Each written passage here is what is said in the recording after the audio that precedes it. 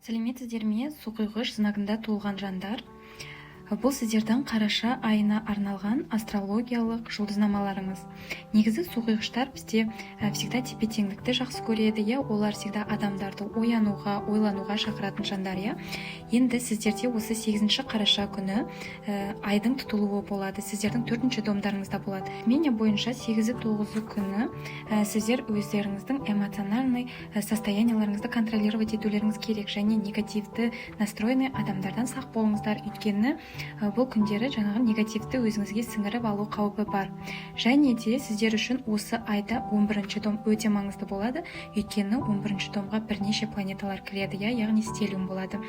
Енді осы қай планеталар кіретіні және олардың жаңағы интерпретациясы туралы мен өзімнің каналымда толық видео жасадым. Сол каналыма кіріп, видеоны қарап, өз знактарыңызды тауып, лайктарыңызды басып кетіңіз.